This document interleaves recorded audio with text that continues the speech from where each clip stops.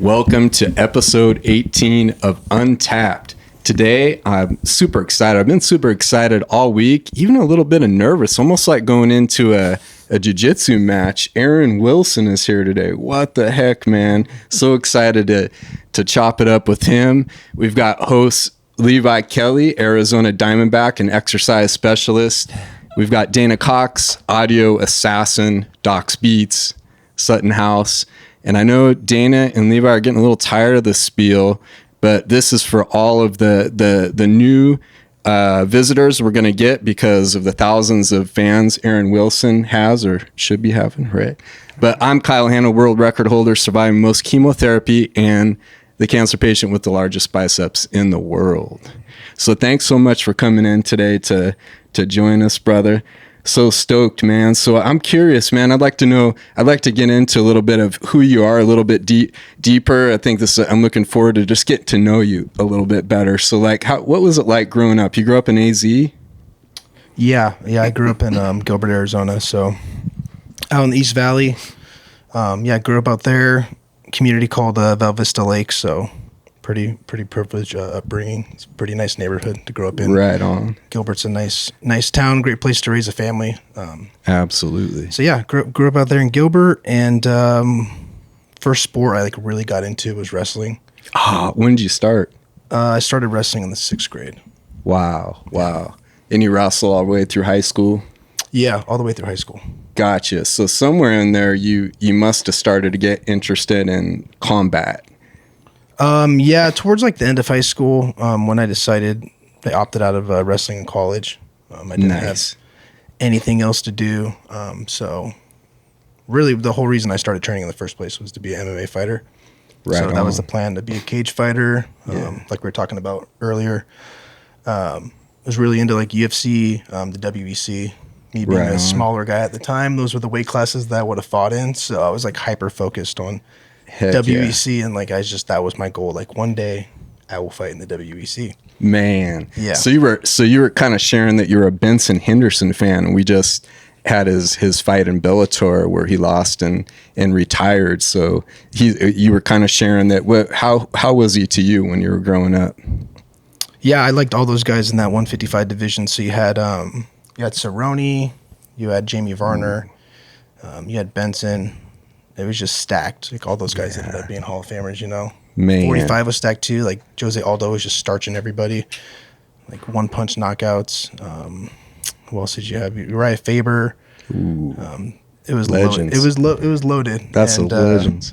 Yeah, I was a huge fan of Benson. Met him a couple times. I've never got to train with him, but always a super cool dude. And heck yeah. I always respected him and liked him. Where were you training at the time then when you kind of left wrestling and you started training? So I had kind of a weird path. I didn't really stick anywhere for a while when I first started, because I was just involved in dumb stuff at the time. So I grew up real disciplined and structured, and wrestled all year round. So wow. I didn't have time to party or do anything stupid. I just wrestled all year. And when I opted out of wrestling in college, I was supposed to wrestle at a D2 college here in the Valley, right out of high school. I only lasted there a couple months in the summer before I dropped out of that. But I just started getting involved in dumb stuff and kind of I would dabble in the MMA thing. So the first place that I went to, I might have still been 17. It was maybe the summer after high school. I went to Southwest MMA, and at that time it was Santino DeFranco, who's the head coach at Fight Ready now, I believe. Wow.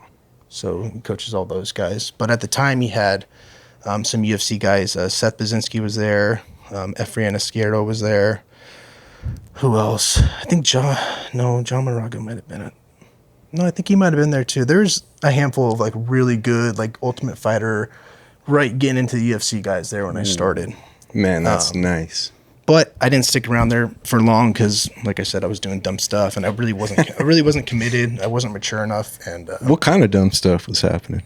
Oh, just party stuff, dude. I was just Let's get some stories. No, I'm just kidding. I was just partying too much. So that when do you feel like you got serious and what stopped you? Do you kind of train MMA, jiu-jitsu? Like how did you kind of merge into really getting serious with jiu-jitsu?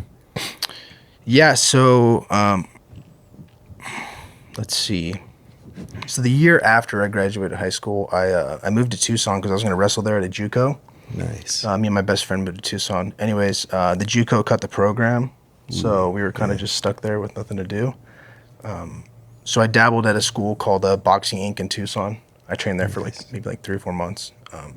But when I moved back home that summer, I was just walking through a strip mall, and there was this brand new jiu-jitsu academy called Tiger's Lair.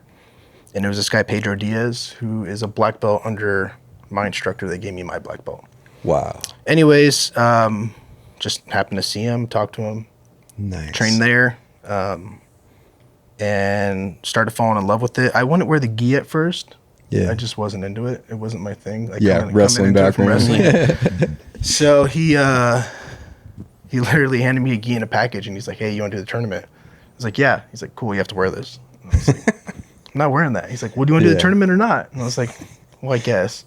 So he signed me up for the tournament. He gave me a gi, and I remember opening the package in the locker room before the tournament. That was the first time I ever put a gi on. Whoa, that's crazy. But I did well. I ended up making it to the finals, and then I got guillotined, put to sleep in the finals. Damn. Yeah, but First that was tournament, my wow. first introduction to pure jiu-jitsu, what jiu-jitsu was truly as an art. And then my instructor, who's had the most impact on me, and is still one of my best friends to this day, Paul Nava, he started teaching there for this guy. And then I got involved with Paul. They had a falling out. I left with Paul. And then I was under Paul from white to purple. So a total of 3 years. And during that time period from white to purple, I was traveling around the country competing. Crazy. Once a month, obsessed with it, training twice a day, just Jeez. full blown, this is my life, this is everything I do. And Paul is the person that introduced me to this world of jiu-jitsu. He's the one that really opened my eyes to it, because I didn't know anything about jiu-jitsu. I knew about wrestling, and I knew about all the fighters or wrestlers that I liked, but this whole new world of jiu-jitsu just blew my mind, and it was just something that I fell in love with. I fell in love with amazing. everything about it. So I guess that's my early introduction of jiu-jitsu right there. Were you in love with the culture of it? Because compared to wrestling, it's got to be a lot, a little bit different. Or were you more just in love with the art of? Yeah, I would definitely say more of the art. I actually like the wrestling culture. Yeah, because it's a little bit. They're two different worlds. Yeah, I mean, this is something for me, being a wrestler going into jiu-jitsu, and I come from both, Right. But I mean, wrestling's my first love. Yeah. So I guess that'll always kind of be something that I think I like a little more. There's just something about it. Wrestling's the most beautiful sport in the world. Poetically, it's just there's nothing like it. But that being said, two things can be true at once. There's something about jiu-jitsu that's beautiful as well. Yeah. Yeah, and it only helps to have the wrestling. Yeah, and that was a huge thing for me. Starting off, is I had that to lean on. But I remember there's a turning point when I was a white belt. I was winning a bunch of tournaments and doing really well, and we went to nationals, and I just remember I was I don't want to win this tournament just doing takedowns and smashing people. I want to submit somebody. That would be really cool. So I just started pulling every match, and I ended up doing well. I think I got second that year. I lost to that. What's that guy's name? I'm gonna draw a blank because I got a microphone in front of me. He just fought. Who's the 55 champ in Bellator? Maybe it's the Pitbull. Yeah. So he just sorry, 45 champ. I don't know, 45. No, I don't know either. Okay. No. I can look it We'll up. think though. A high up guy though. Yeah. I ended up losing to him. Dang. And at this time, were you doing the firefighting stuff as well, or no? No. Actually, I didn't get into firefighting until I was 28. So at this time, This is when I'm 20, 21 years old. The tree show, Frere. Does that sound familiar? Yeah, but it's a guy. It's Spike something. Anyways. What was I saying? I wanted to know when you first started jujitsu, the things that you did with wrestling that kind of held you back from transitioning like more smoothly into jujitsu. Because when I first started jujitsu, I didn't know anything. I played football and baseball, but I didn't wrestle or anything. So I felt really good about it. You know, I didn't have anything that like kind of Right. held me back or like. Like bad habits. Yeah, You were bad like habits, you I had like guess. a clean slate to work Right. from. Yeah. So definitely, like I said before, I got choked unconscious. So hanging my head out, shooting high C's with my head up, looking at the ceiling, you're just gonna ask to get guillotined. But it's something that's ingrained in you, and like that's my favorite takedown. So how are you gonna expect me to just like, Yeah. you know? And I have developed a very good like wrestling for jiu-jitsu program that I run. Like it's probably a good 20 takedowns that I've just kind of modified a little bit so they're safe for jiu-jitsu. Or there's just certain takedowns where I'm like, hey guys, you know, when I teach my classes, like I just probably wouldn't do this one. It's not super safe. But yeah, I think a lot of guys starting off, and I have a lot of friends that I grew up wrestling with that do jiu-jitsu as well. It's just kind of the same story for everybody. Is you're just so dependent on that one thing when you first get started, and if you don't force yourself to put yourself on your back to make yourself uncomfortable, you can get caught in that time loop of like playing in my comfort zone, playing in my comfort zone, playing in my comfort zone, and that's gonna hold you back from getting good at jiu-jitsu or not wanting to put on a gi or just being stubborn, you know, not flexible. So and wrestlers are very stubborn people, so Right on. So you're also a father too, right? yes, I have a 4-year-old. Oh, right on. Yeah, he'll be 5 in September. So you're a father, you're a family man, you're a firefighter. This guy also is an instructor at Soul Fighters Tempe, black belt, and also refs. And best of all, exciting news, March 25th, he's got a combat jiu-jitsu world championship, right, coming in Playa del Rey, Mexico. That's going to be on UFC Fight Pass. We're going to be playing that, I think, in the Recharge Center. We're super excited for that. Maybe you can share a little bit about what combat jiu-jitsu is. It's kind of a new thing that's evolved, I think. Yeah, so it's an event Eddie Bravo puts on. I guess before I get into that, just dealing with Eddie, I've done a couple of his events and just dealing with him. You've seen like the promos for it. I don't know if you've ever seen one of his events on UFC Fight Pass. they're It's fun. super professional. Yep. It's like they run it like a UFC. I Man, love it. everything about it is just a great experience. So fun. Shout out to Eddie Yeah. for making these, you know, professional jiu-jitsu guys feel like Heck real yeah. professionals. But Right. combat jiu-jitsu, it's just jiu-jitsu with striking with open palms. Right so on. you start off on your feet. There's no striking while you're standing. It's when somebody's grounded. So if somebody pulls guard, free reign. And there's a couple ways people go about it. I have a way that I'm going to go about it that I think's a little bit better, but there you'll see guys going wild and just smacking and it looks real goofy. Or you see the guys who get really good position. They get heavy. Nice. They trap a wrist. They trap a leg like Khabib. And then they Wow. rain down. I mean, because you can do a good amount of damage with your palm. Man, yeah. That's so crazy. That's Power slap jujitsu. yeah, and that's the plan too. Is like I'm not slapping anybody when I trap. I'm literally gonna drive my palm right into their face, you know. So I'm not about this pitter pat slapping that I see a lot of the guys doing. Yeah, heck yeah. There's Let's ways to go go. about it, dude. And you knock him out, you win. Yeah, and there's been knockouts too. Yeah. Yeah, this guy Damian Anderson who trains at B Team. I think some guy had him in like I don't know what it was. He was standing, but he rained down a slap and knocked him out with one punch. Imagine that, bro. Yeah, and I feel like the rule set like really favors to my style too. So Yeah. I'm excited for it. I was supposed to do the last one for welterweights in 2021, and I hurt my shoulder like 3 days before the event training. So I was super sad about that. So I'm excited to get out And- there this time. You're not, guys aren't pulling guard for the most part, or guys pulling guard and trying to. Guys do pull guard, yeah, Really? and they'll strike from the bottom. But I think some guys just have so much confidence, like in their leg game. Yeah. Like you got So these they'll guys- take a couple Yeah, legs. you got these guys out there just wizards with the legs, you know. Yeah. So they're like, well, let me get to what I'm good at, and then Right. I mean, styles make matchups. But your strike, you can strike to the butt. You can strike anywhere. Yeah. So that's another plan I have as well. It's just like do a heavy pressure pass and then trap that arm and then just on that floating rib. Yeah. Drop down, but blows on that. Dude, that's the same as a punch. Yeah, no, for Yeah. sure. Yeah, The first hole I ever No, put in guys, the wall was guys have with gotten that. pretty jacked up at this Yeah. event. Or like taking the wind out of you. And there's like a lot of like really high level jiu-jitsu guys that just won't do it. Yeah. Like I'm Eddie sure. was telling us, he's like, you'd be surprised, like high level jiu-jitsu guys where I asked them to do combat jiu-jitsu and they're like, no, Yeah. I'm scared. No Gordon Ryan. He's never done one, I don't think, No. but didn't really favor his game either. No, got no that's what takedowns. I'd be interested to see, like him, His takedowns are trash. see if he plays a different game in combat jiu-jitsu. Be wild. So we'll get back into Aaron a little more, but I want to see what you guys think of the event last night. We had Jan and Marab fighting. You guys watch that? Yeah, I thought Marab looked scary. Yeah, he's ridiculous. His pace is nuts. So who does he get next? That's what I want to know. Yeah.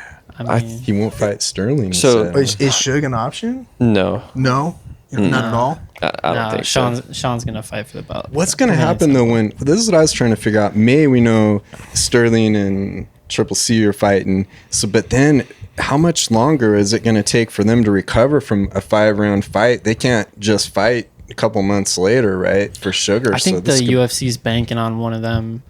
Sterling's gonna say I'm going up to 145. Cejudo's saying I'm retiring. And If Kinda fight Cejudo half. Open loses, belt in. yeah, then he's gonna retire. I would imagine. If he loses Cejudo, That makes sense. If he wins, you think he's going 45? if he wins, I think he'll fight Sean and then go to 45 if he beats Yeah. Sean.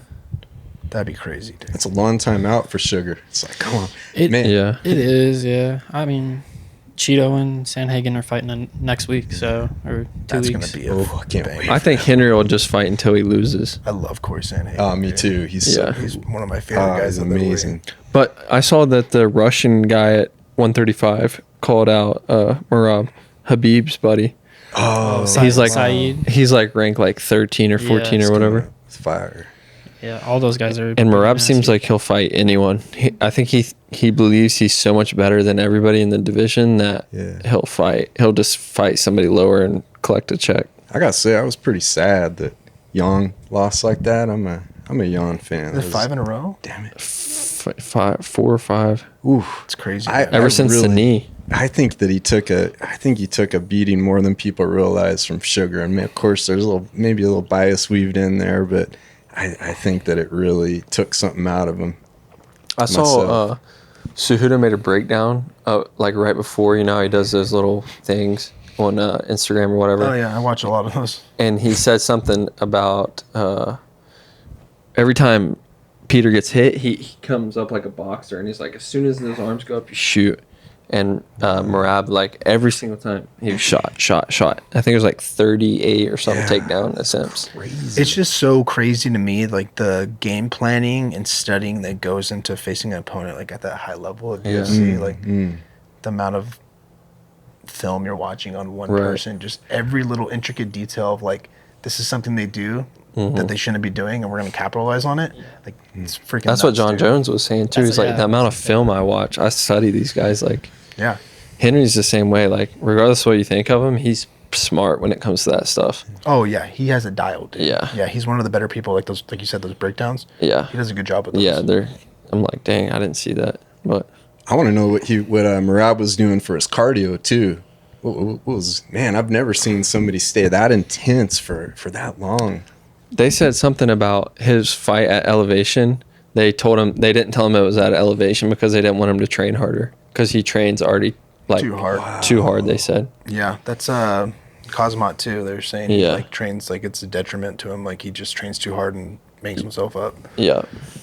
I just think some guys too just have that gas tank in them. Like it's not anything that you can train for or teach. I just think like you have it. Like it's Colby Covington's another guy. third Like lung, yeah. just doesn't get tired. And if Yeah. he does get tired, he's really good at doing a poker face and keep grinding. Yeah. Like it's just guys just go. It's a mindset thing. I Yeah. think. I think guys with that cardio too, they think they can be like Colby is like, I'll fight whoever. Yeah, I saw because a thing, it's like he's probably crazy enough to where he legitimately tells himself, "I don't get tired," and he doesn't. He really thinks he's not tired ever. yeah. Yeah. Even after the Jorge fight, he was Yeah. like, you want some more? Yeah. I just beat you up for 25 minutes. Yeah. Those guys like that, they trip me out, dude. Just keep going. Any news on Colby's next fight? I'm missing watching his I just saw fights. that Dana said he'll fight anyone. Colby's ready to fight, and he said he'll go. fight anyone. Well, I don't know if Kazmat can make 170, but I'd like to see those two fight. Yeah, man. That'd be amazing. I think that'd be great. Somebody called Colby out too. I can't remember who it was. Oh, yeah, that's right. That dude that's coming up. What the heck's... He's got a hard to remember name. The Rachmaninoff or something like that. Yeah, he's undefeated as well, I think. Good. Bro, these Russians, man. Yeah, right. Yeah, No That's crazy. doubt. they're training like crazy. I Oh, think. dude. It's wild, bro. Wow. So Yeah. training schedules and we like to get into optimizing health and stuff and talking about training schedules and routine. So what kind of you've been training a long time now at a very high level. What kinds of advice could you give, or what kinds of things have you learned for your training routine, or maybe an example of what your routine is like each week? Man, it's been a lot of trial and error. I've done things real differently over the years, but I think the overwhelming trend that I've had from when I started to now is just like a lot of overtraining. So, you know, I work as a firefighter, so I'm at the station 10 days a month, and I get after it when I'm there. You know, it's like you have your boys, we're all my crew, we're all around the same age, we're all pretty athletic.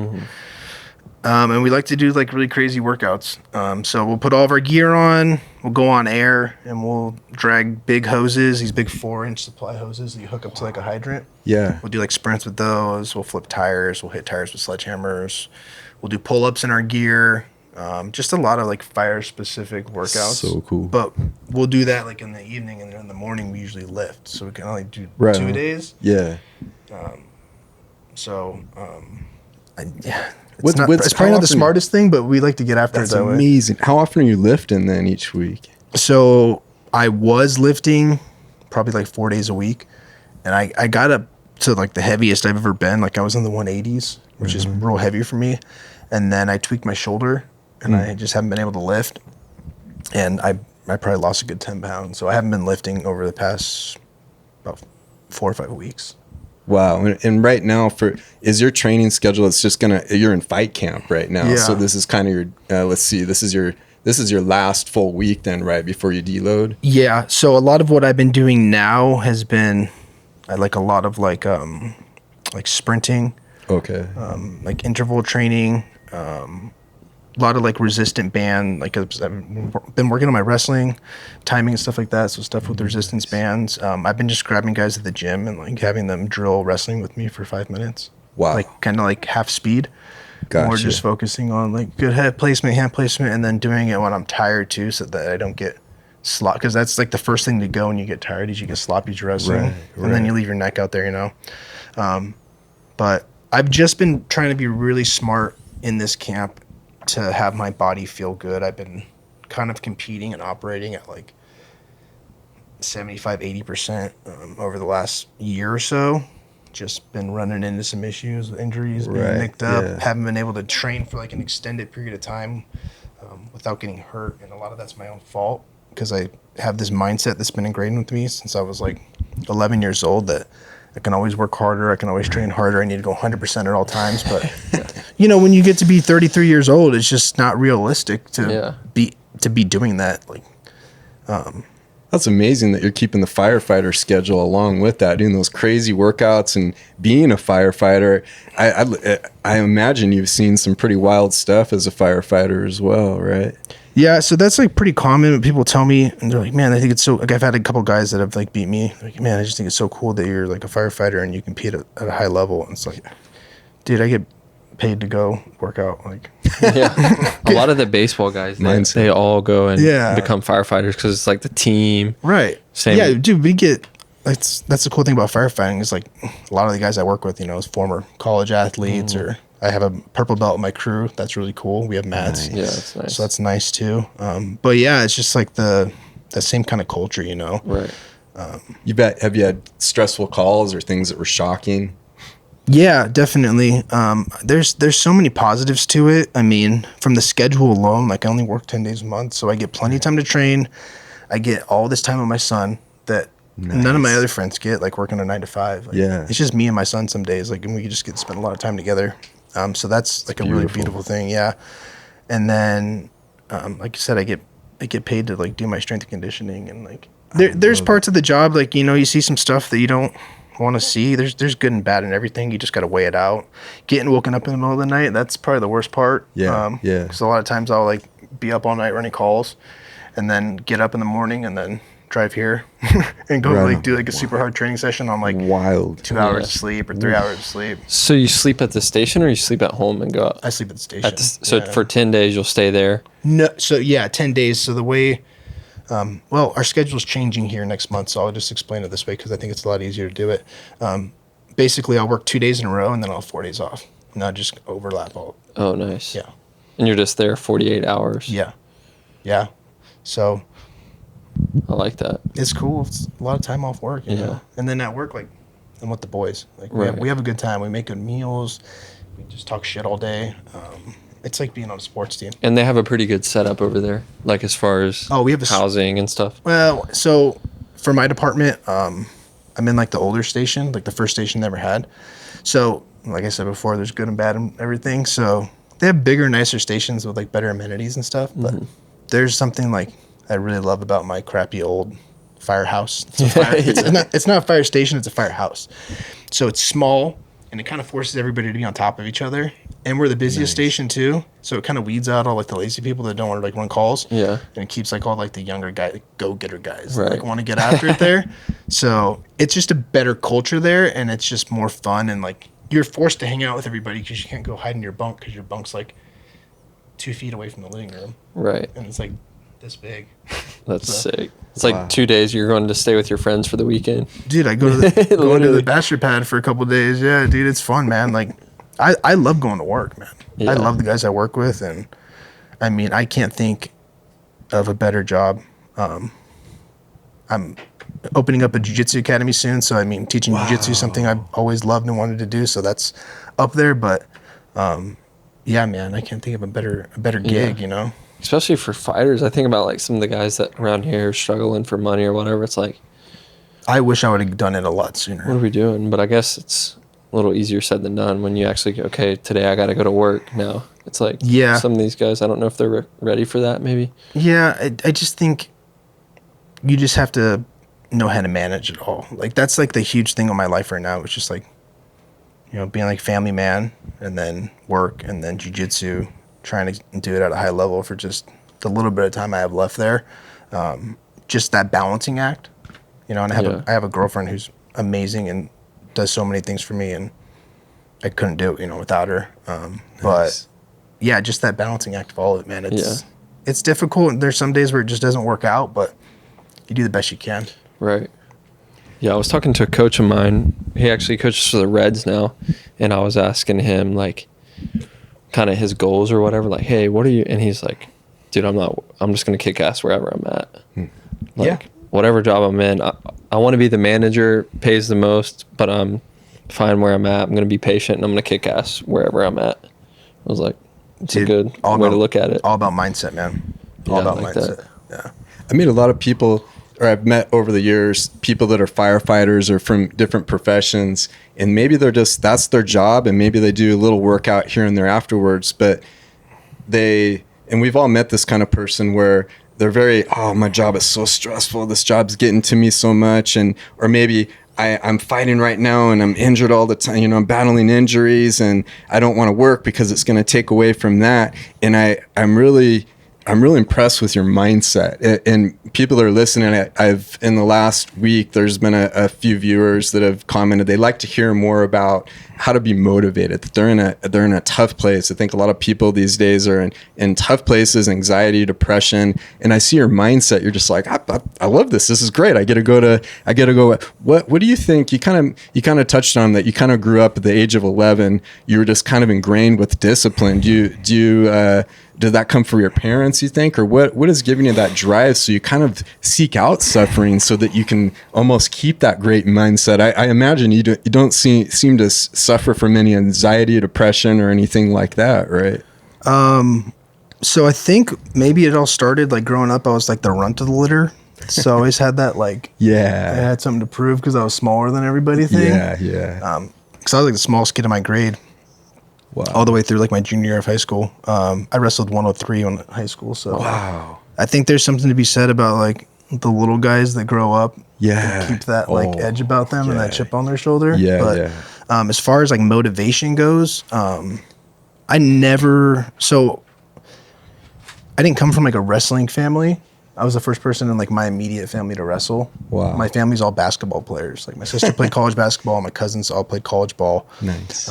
Basketball family, right? So I was short and I didn't make the basketball team in junior high. So I just went out for the wrestling team. I have a cousin up north that was a real good wrestler. And he kind of showed me the ropes when I first started. But yeah, I didn't come from like a wrestling family. So I didn't have like a dad that was like, you're going to wrestling practice or you're going to be a wrestler. It's like, Yeah. hey, I like this. And like my mom was like, I don't want you doing it. I'm like, too bad, Mom.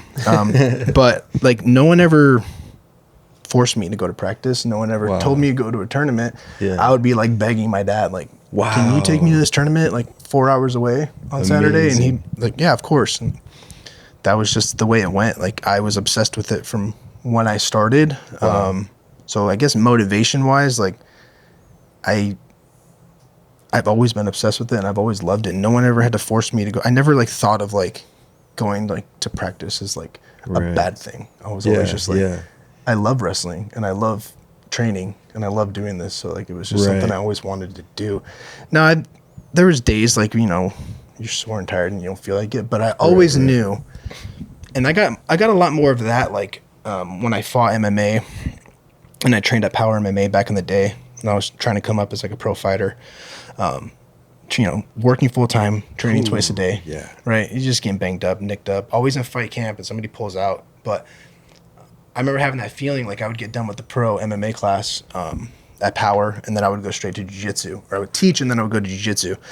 And I had that feeling of like, man, I don't want to do this. But if you do it enough times to where you like bitch out and you don't go train, you have like a real bad feeling. You guys know Yeah. the regret. like, you're like, I, man, 100%. I should have went and trained. Or like you Good see a picture call. afterwards, you're like, could have been getting better, man. You know, you get that FOMO experience. So once you have that feeling a couple times, you already know like subconsciously, like, I don't want that feeling. Yeah. I'm just going to go Yeah. train because this is what I really want to do. It's like, this is what I need to do. This is what I'm supposed to do. Yeah. Yeah. Oh, that's good advice right there. So it's kind of it's thinking, that's a motivator to me. It's like you think about, hey, if I didn't do it, what's that feeling like? That feeling is horrible. And if you really focus on what it does to you and everything, that's a deterrent for you wanting to do that. And it's a motivator for you to go the other direction to Right. get moving. Yeah, and I talk a lot of shit to myself too. So it's like, don't be a little bitch, go train. I think if you're happy, like if you, let's say you don't go to practice and you're happy that you didn't go to practice, then it happens again and again and then again and again, and then it's probably like, this isn't for me. That's This a is, slippery slope, right you know what I there. mean? Like maybe I should choose a different thing. And that's ultimately, like, honestly, what you're just talking about right there. Like, that's how I stopped fighting MMA. Yeah. Is like, I got a jiu-jitsu tournament coming up. I'm gonna double up on jiu-jitsu today. Right. You know. Oh, you know what? It's the same week as Worlds. I'm not gonna do any MMA at all. Only on jiu-jitsu. After a while, it's like, man, I'm really prioritizing jiu-jitsu, and I haven't worked on stand-up in 3-4 months. Yeah. It's like, well, do I really like getting punched in the face? Like, no, I don't like getting punched in the face. Do I love jujitsu? Yeah. Like, do I want to do more jujitsu? Yeah. Okay, so why am I still trying to be an MMA fighter? And I think a lot of it was just like, that's what I told myself I was going to be. Right. And I just felt like I had to do it. But when I really sat down and thought about it, it was just like, no, I don't love this. This isn't for me. And that's a sport where you have to love it, right? Or Right, you're going to yeah. get knocked out or get hurt really bad. You're gonna So find out you don't love it halfway through a fight. you got to be crazy enough and you got to love it. So I think it's just people finding, you know, what that is for them. Yeah. I think that's what a lot of people struggle with is like, what do I do? Like, if not, I talk to baseball players all the time and they're like, dude, if not this, then what? Right. I'm like, well, you got to try something. Like, if this is the only thing you've tried, then Right. I understand why this is it for you. Yeah. Like, you got to kind of branch out. But, You got to think about it. yeah. And it's just one of those things that people don't, you know, they're so hyper focused on that one thing. It's hard to think about anything else after that. Yeah. But I guess it could be a good thing too. Yeah, it can be. It's definitely like a balancing act. Like Right. you get too for me, if I get too obsessed in this one thing, then it almost becomes heavy. It's like, Yeah. oh, this is a lot it's like a going burden on. now. Yeah. And then so I kind of have to have, 80% here, maybe 20% here, or 80, 10, 10 or whatever. Yeah. But I got to have dispersed a little bit. Yeah, you just got to know yourself and know like when you hit that level, you know. Yeah. I was talking to a player the other day about training because he was like, bro, I see you doing all this training shit on Instagram or whatever. And I'm like, bro, this is what, like, I love to train. Like, I like to play, but training is like my passion. Right. I was like, bro, I'll train regardless if I'm Yeah. playing or not. Yeah. So. Yeah, I have a lot of guys, not a lot of guys, I shouldn't say, and there'll just be a couple guys like at work, like, aren't you worried about getting hurt or like, you know, this and that? And it's like, dude, you were posting a picture of you skiing fucking 2 weeks ago. Like, Yeah. Shut up, dude. Like, or you do, you know, mountain Yeah. biking or whatever. Like, we have guys at work to get banged up doing dumb stuff. So it's Yeah. like, it's all If you about want how to stay go in about shape, it. you're going to take the risk of getting banged up. Yeah, and it's impossible to I'll stay take that in shape. risk over, you know, sitting in a recliner all day and not doing anything. Yeah. So, Man, so you're one of the toughest dudes I've ever heard of or met in my life, and you're also a humble guy. And I wanted to. I think about this a lot. Is when I did my last jiu-jitsu tournament, and you were reffing my matches, and that was that. I think about that a lot because that Levi and I were training. I was feeling really good when I signed up to that. We were kicking ass, and I was feeling good. And I went into the matches that day. I was just full of confidence 4 months earlier. I'm going to sign up in the 18 to 29 year old group. I was doing pretty good against those guys in our gym. But when I that week hit, or the couple weeks before that, I started to draw off of the chemos and the cancer. So I was like, oh no, I'm just going to do it. I'm going to do it. So I walked in there, and man, the very first match, I just got destroyed. Like I'd never probably been destroyed before, and feeling real sick. But then there's Aaron. He's the ref there, and I think that if you weren't there that day, I would have walked off and probably never came back. And I remember I think I asked you, I had the impression, I was like, hey, is this like this? Should I not? Is this a stupid? And you're like, go for it. You're like encouraging me to go, and I love that, and that really is. I think about that a lot because it's a place where Levi and I kind of agreed, you know, he can't talk that much about it. Levi was not there at all, though nobody hear this part, but we decided to go into the Untapped, something that nobody's ever done before, sort of thing, and go deep into that place. And sometimes you end up getting, what is it? You bite off more than you can chew or whatever. And it takes you into a really deep, dark place. But I like that's how you live your life a lot, is that you're looking for those places. You're looking for those, where can I challenge myself into the Untapped? And sometimes it comes back and bites you, but then you can take a step back and then you learn. It's almost like you love basketball. You try out for the team. You don't make the team. Okay, well, what else do I like? What else do I like to do? What else is something I'm passionate about? So maybe I don't make it here. I pushed it into this area. Well, what else can I go into? You know what I mean? But I just I'm going all over the place, but I wanted to say how much you've inspired me. And, you know, I keep an eye on you in the comp train, and I'm always watching what you're doing in there. Man, it's fun to watch him train. I love this guy. well, I think I'm like a white belt, 3 stripes at reffing. So that was one of my first reffing. Really? I didn't know that. Yeah, I did a good job playing it off like I know what I'm doing. You know? They had some weird rules, and they gave us like 5 minutes before to go over the rules. And I was like, What the heck? What? Wait, blue belts can heel or can knee bar? Wait a minute, what? They can reap? Like it was like so. But that day, what you did that day, I don't. You didn't win a match, right? Or did you Let's win see. one? Nope. Okay, so what you did that day without winning any matches is the most badass shit I've ever seen on a jiu-jitsu mat. And I'm not Thanks, brother. gassing you up or exaggerating it at all. Thank you, and I brother. got emotional that day watching you go out there and do your thing, dude, because that, you know, you said you like I inspire you, but that's more inspiring than anything I've ever done in my life. means So a lot, that brother. was gangster, dude. I told so many people about that. I was like, bro, this guy's going through chemo, and like he didn't want to go against the old farts. He wanted to go against the young guys. That was just stupid. And he went after it, dude. We competed the day before that too in a different tournament. Did you So that was really? the second tournament of the weekend. Yeah, you're crazy, man. I love it. I'm fired up now, dude. I need to. Yeah. Maybe I will be back here tomorrow to train. I remember because Tim was kind of like, I don't know if you guys should be doing this, like back-to-back tournaments. I don't know. that's a smart thing. You haven't competed in like a year. Yeah. Oh, I was like looking so like when you scored, I was like so excited. At one point, I know after one of the matches, I just saw Tim get up and shake his head and walk off. Like, what's going on here? No, those are good times. I just love that. I just think it's awesome to be able to find like-minded people that want to just push into those areas. And I can't say enough about if you're feeling depressed or you're feeling down, you're feeling like I'm in a place I can't get out of this rut. Go towards those places. Try something new. Push yourself into those untapped areas. Try to get around people. Go do jujitsu. I think every person, especially every person, should go and give jujitsu a run and test it out. There's just so much good that comes out of that sport. I think for human health. I think like anything you're a little bit scared of. I mean, unless you're really at risk, you should almost run towards that.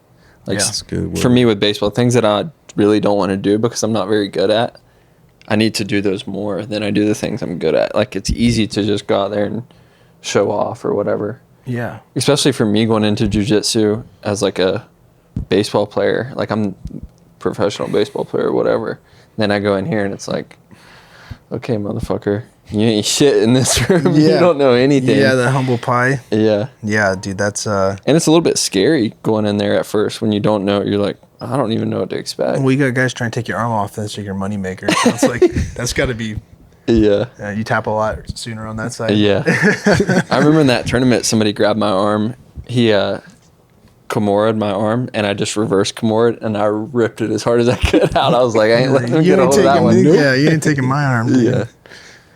Something I forgot is I don't know if you guys saw Michael Page in Bellator. What happened with him? He's a pretty hot fighter right now, and he threw a kick that landed in the opponent's What would you call that injury? tendon. I guess it ruptured his tendon, patella tendon there, and that just blew my mind.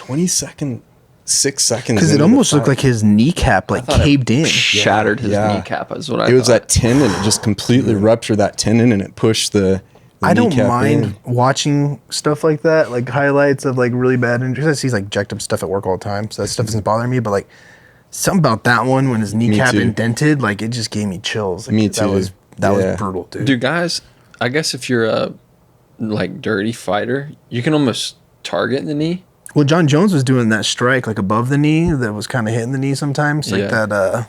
He was like turning his Side of- foot to yeah. the side, yeah. Or is it Which I thought should be illegal. I think it's legal. I think that should be illegal. I think foot stomps are stupid too. Yeah. Yeah. There's no skill involved in that. You're just stomping. You're just on trying to foot. hurt somebody break Yeah. somebody's foot. I Just guess for fun. they need to clean up a couple things. But The fence grabbing the other night or last night was awful too. There It's was like pretty bad in most 6 events, or 7, dude. like a takedown. A guy Yeah. literally grabbed a hold of the fence and didn't get taken down because of it. And he almost finished the guy right after. some of the refs are super quick to penalize them, and some of Yeah. them, the guy will grab the fence, a handful of times. Yeah. So it's usually pretty bad though. Like I've noticed that. Yeah. I guess you're watching a fight, so there's probably more things to. Right. And then you probably realize it late, and you're like, oh shit. I think too, like it's just instinctual. I don't think they're trying to cheat it. They just think it's like I'm Right. falling. Oh, let me grab what's like closest. To me, type of thing, Yeah. you know? Yeah. That's amazing. Yeah, So been- go ahead, brother. Any crazy like fires that you've been in that you can talk? I don't know. Unfortunately, no, nothing too crazy. Like we had a recycling plant fire, Yeah. which is just a giant trash fire that lasted like 4 or 5 days. That sucked. No, I mean I've gotten some decent stuff, but nothing like I wouldn't call it crazy at all. Just kind of run of the mill No, like rescue garage missions. fires or. Yeah, I mean we've cut a couple people out of cars and stuff, Yeah, and more got car them to the accidents. hospital and saved them, type of thing. Wow. Yeah, so we're right off the 101. So if you're familiar with Scottsdale, the 101 Yeah. from pretty much Tempe all the way up to past like Talking Stick Resort, Almost every that whole morning or area. something. Yeah, we're on the freeway a lot, so we get a lot of good car accidents out there. That's kind of Yeah. our bread and butter for my department. So Yeah. we're the first in there. We beat Scottsdale out to the freeway. So So it's what all do you cover? Car accidents, fires, and what else? all emergency. EMS, like emergency medical stuff. So, cardiac arrest or somebody has a diabetic problem. Pretty much anything that could go wrong with somebody. Or a lot of times something's not wrong with somebody. They're just calling 911. So you'd be surprised at some of the stuff people call 911 for. You're like, My cat's in the tree. I mean, I wish it was something like that. I wouldn't mind saving. It's a lot of like real random stuff. That's funny. It makes for a good laugh sometimes at work, you know. And you get out like every day you work, or are there some days where it's like, bro, we didn't get anything? Yeah, we have slow days. Yeah, we have some slow days, but we're pretty steady. Like, kind of right in between like that 5 to 10 call range. But we have days where we get 3 calls or 2 calls. So Yeah. what's something new every day.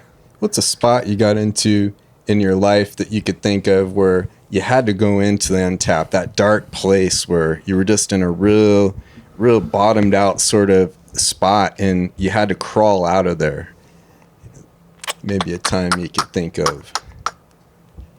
Yeah, so that's definitely where I was at when I found jiu-jitsu. So I don't get like too into detail like the stuff I was doing at the time. Yeah. But not good stuff, and just kind of like lost my way. When you're so hyper focused on something and you're disciplined and you do that all year round and you don't have that anymore, it's like I didn't know what to do. Like, it was the first time in my life I was just like, I guess I'll just do this instead. Nice. And yeah, that's where I was. And then jiu-jitsu, I mean, I quit everything I was doing, just like cold turkey, and just engulfed myself in jiu-jitsu and like, never went back to it. That's Jiu-jitsu, amazing. It's cliche, jiu-jitsu saved my life type of thing, but Right on. How many years did really it take change my life for the better. Ooh, that's beautiful. How many years did it take you to get your black belt? 9 years. 9 years. I had a year at purple belt where I tore my LCL twice. Whew. So that I would have got it probably sooner. And then I had a year at brown belt where I was in the fire academy, and that kind of held me back too.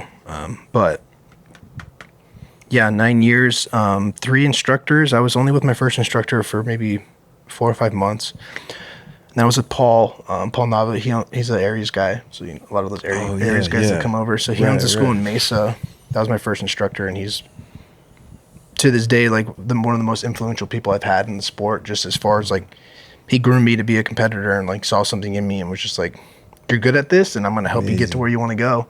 Yeah. So I went from white to purple in 3 years, which is like the fastest you can promote to purple because you have to be 2 years. That's incredible. And then I, at the time, started a new job, and my schedule was weird, so I needed a morning training. And at the time, Paul's morning class just wasn't there. So I moved over to his instructor at the time. So this is before he was Aries. We were all Gustavo Dantes or Nova and Yao. Yeah. So if you're familiar with Gustavo and his brand and like all the black belts he has under him throughout the valley, at the time, that was the best competition school in the state by far. He's in Tempe, right, Gustavo? Yeah, he's in Tempe off of McClintock and University. He's one of the first jiu-jitsu guys in Arizona. I mean, he had some really good guys training out of there. Wow. So it was all of us. We were all friends. We were all like-minded. So I made the jump. So that was Paul's instructor at the time. So I moved to headquarters, GD Jiu-Jitsu headquarters, and then I trained out of there from 2014 all the way up until 2021. Wow. And then that's when I moved over to Taquino from there. And you're looking to open up your own spot now too, right? Yes. Yeah, I don't want to. Oh, I'm sorry. No. People know about it. I don't want to get too much into it right now because I kind of have an idea for how we're going to announce it. But another black belt friend of mine who's a really good instructor, we've been sitting on it for a while. It's just coming down to the details at this point. I'm getting on the same page with some things. But we're excited. We're looking at South Gilbert.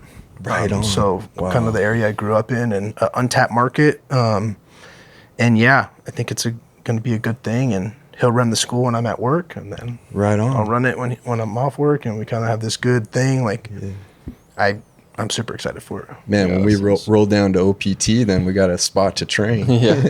What's OPT? This the place I do like my he programs basically all my workouts and Okay. stuff. It's in Mesa, and then Okay. like sauna ice. I do all that over there as well. Cool. What's a Crossroads? You God, I have no clue. I'm not from here, so familiar with the I area? have no clue. But he's moving a little bit closer to here. Okay. But still, he'll still be in the. I think it's like right on the border of Mesa Tempe, so he'll be out there. Yeah. Dude, I was kind of interested just to ask you, like, daily, like, regiment going through, like, spring training, what you do. Right now, so I throw every third day. So like I threw yesterday, so I have today off, tomorrow off, and then I'll throw the next day. And then every time I pitch is when I lift. That's for most guys. I like to lift twice just because, like I said, I do it regardless. So I just want to be in the weight room doing something. It's more of a like flush. So today I'll lift the day after I throw as well. So I'll lift the day I pitch. I'll pitch, lift right after, and then I'll go in early the following day, do like an hour kind of flush, more mobility lift. And then tomorrow, day 3, which is like day before, they have us do, it's called CNS prep. It's like a bunch of jump, sprint, explosive movements. And then pitch the next day. And then it's almost the same cycle literally from now until September.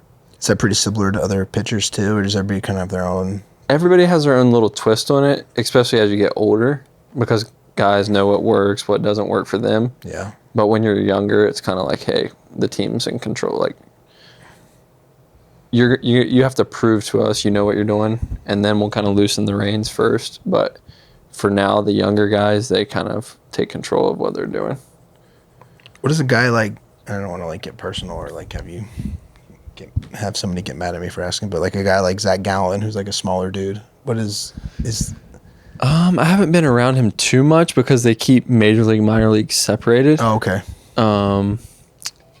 I'll say that he's really good at what he does, and I haven't heard anything crazy about like him working out and stuff. So I would say it's pretty generic. I don't know him that well at all, but it's probably just lift. He's gonna lift twice a week. He's a starter, so he throws every 5th day. So starters will lift the day they pitch, and the second or third day off.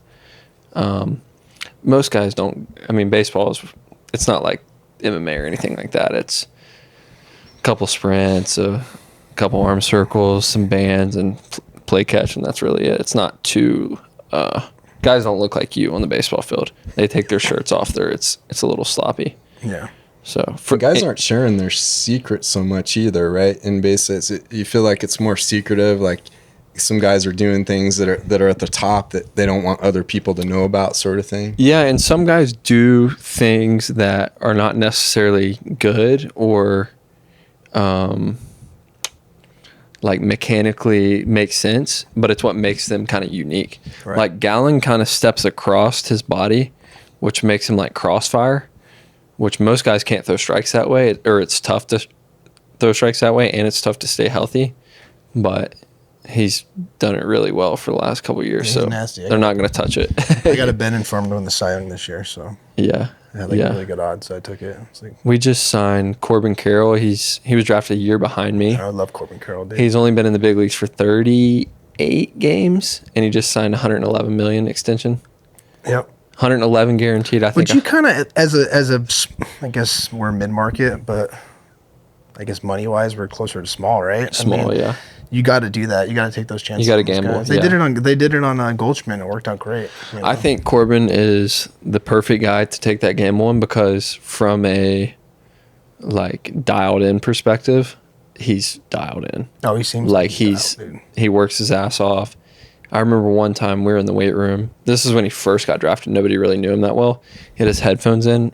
We have a rule, no headphones in the weight room, just in case a coach wants to say something and you're like, whatever. And they're like, Corbin, can you take your headphones out? And he was like, I'm in college right now. The dude just got $3-4 million and decided I'm gonna go to college too while I'll play. Wow. So it's like, yeah, he's pretty dialed in. Yeah. Oh, yeah. I like him a lot. I'm glad we paid him. You Yeah. have to take the chance on those guys when you. He's good. That's a good. I don't see that. It's a good going wrong. contract. Yeah. I'm pretty excited with the roster this year. Maybe they can pull you up to the bullpen and not have the same issues as last year. Yeah. Because that was pretty painful to watch. Like, Yeah. I don't know how many games the bullpen blew last year, but it was rough, dude. Yeah. The team is young, so I would say from a contention standpoint, obviously you want to contend every year. And there's guys in place to make a move trade-wise at the deadline if we need to. Yeah. But I would say from a true contention, like, hey, we have a shot to win the whole thing, probably a year or two out. You need another arm in that rotation after the first two guys. Like, Bumgarner's just not getting it done. They got the bats and they got the speed. They got a lot of the other stuff. Two with young guys, you just never know what to expect.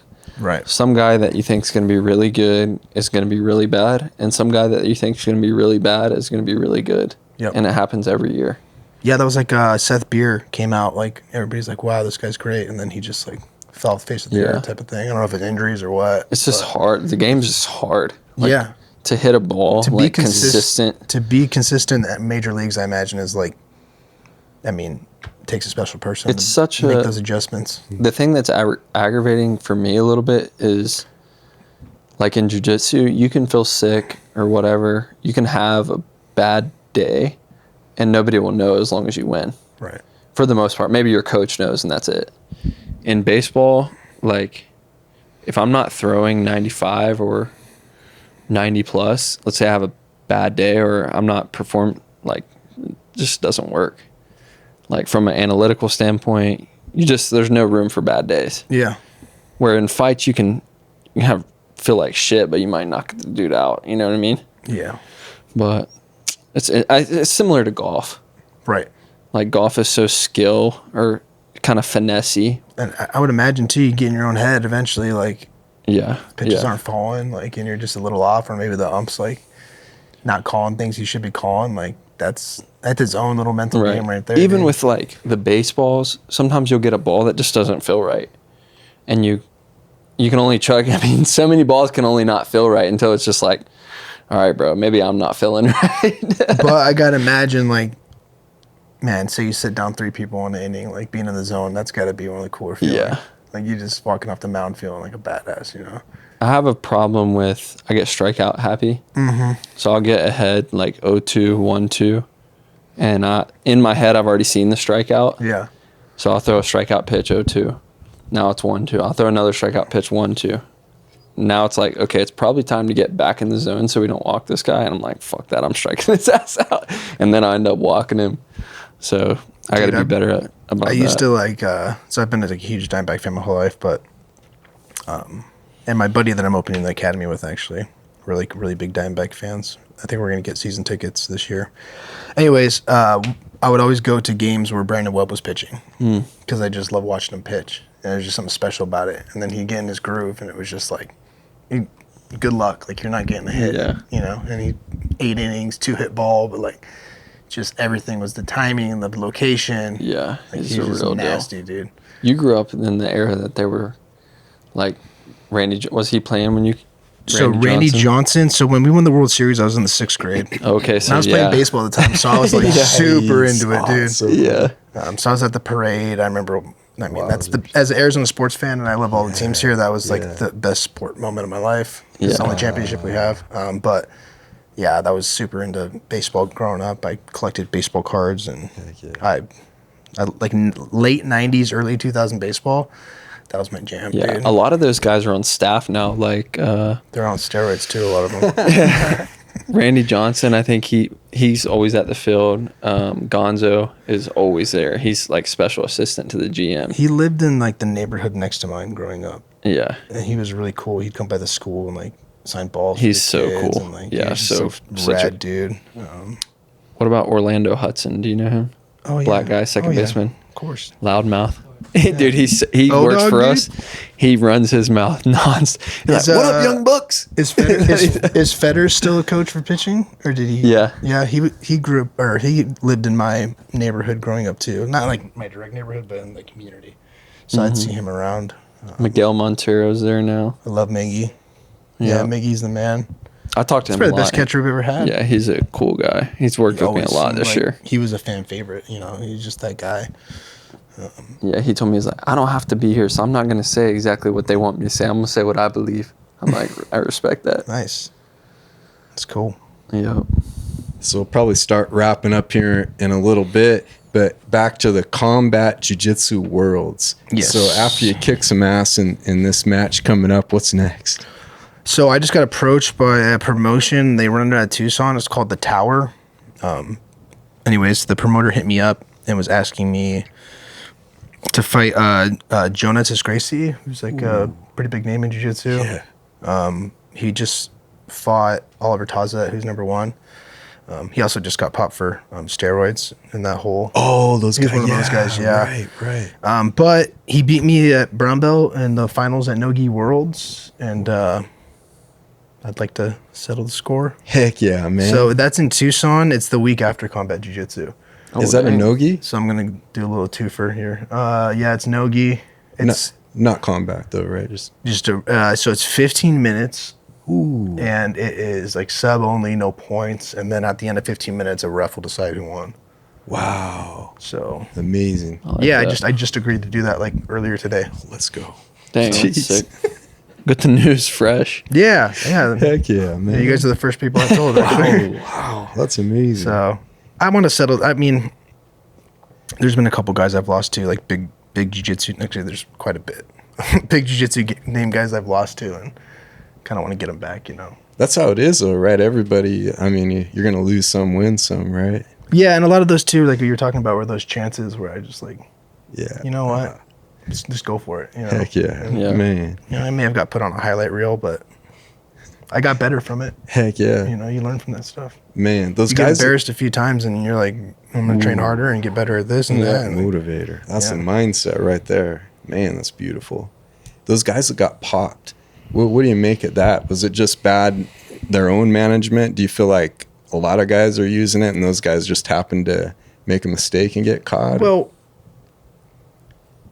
you know when you're getting tested.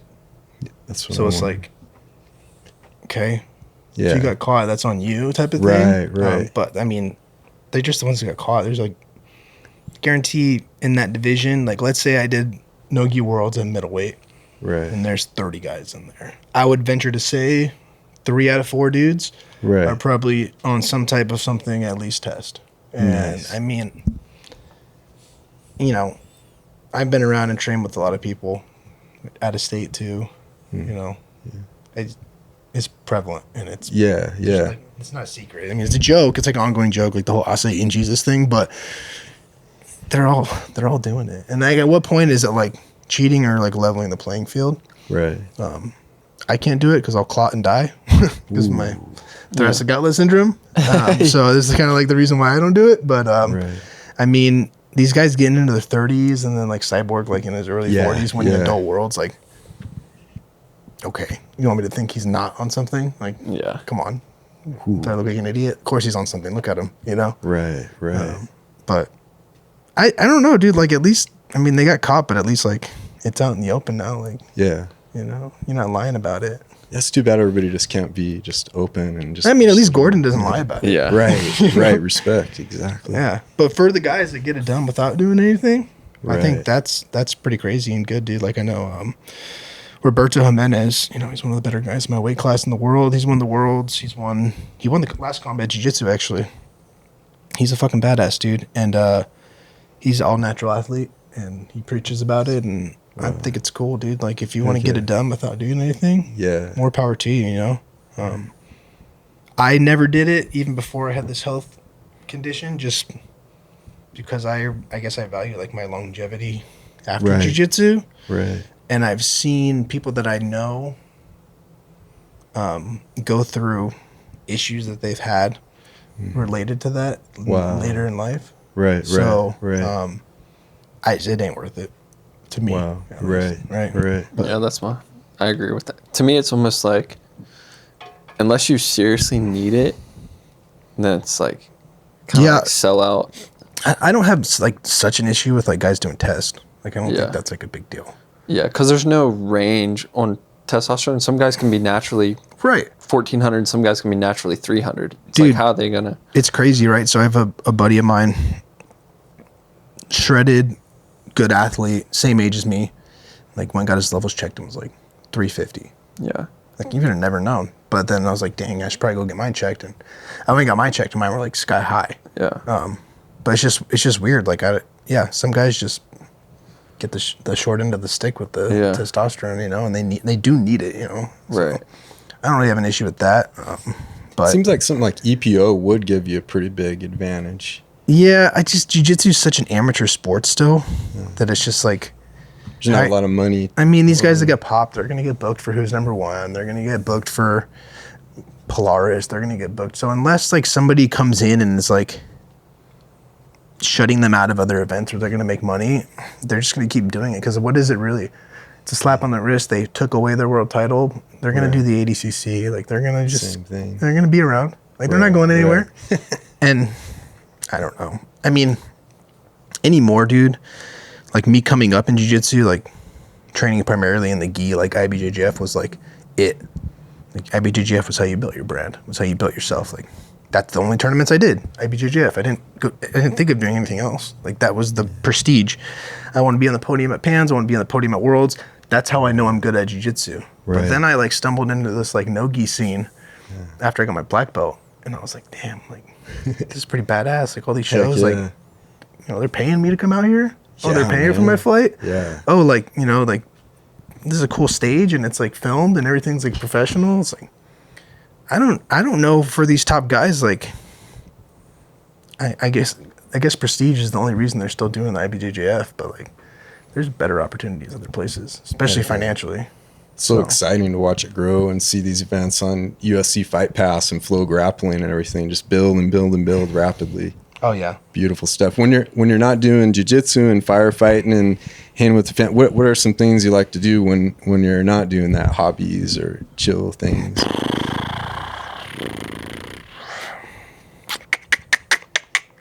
I like to hang out with my dog. Right Take my on. dog places with me. Yeah. Whatever my son likes to do is pretty much what I'm doing I love it. nowadays. So. What's he into right now? He's into some weird stuff. My son has autism, so it's like Right on. It's been a journey. But he's really into like animal Yeah. toys and stuff like that. So like, Heck yeah. I think we're gonna go to the zoo this next zoo. week. Yeah, because he's on Nice. spring break. My mom so loves the zoo. we're gonna check So out the fun. zoo, dude. We go to trampoline parks. He loves those. Beautiful. Yeah, he's Heck got yeah, tremendous balance, like you wouldn't believe. Wow. That's incredible. Yeah, so we do that. We go to the park. We do a lot of stuff. We figure out stuff to do. love Museums. Yeah, so Love it. pretty much, man, my whole life is just like work, jiu-jitsu, and my son. I hang out with my friends here and there. Right on. Hang out with Yeah. the boys here and there. But, I mean, getting together for UFC is definitely something that I've always done and I'll always continue to do with my boys and all that. But that's about it, dude. I'm just too busy doing other stuff most of the time or Hey, trying to catch up on sleep. Those are your hobbies, and inside of those, you probably get hobbies within them too. Yeah, like, I mean, going to jiu-jitsu is like a social event for me Yeah, at 33 man. years old. So, Yeah, I feel you. Definitely.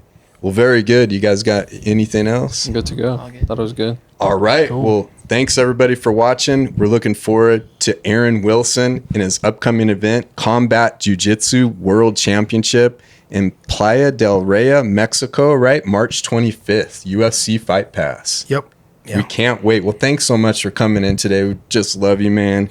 We just look forward to what's next. Episode 18's out. Love you guys. Thanks for watching. Peace. Thanks, brother.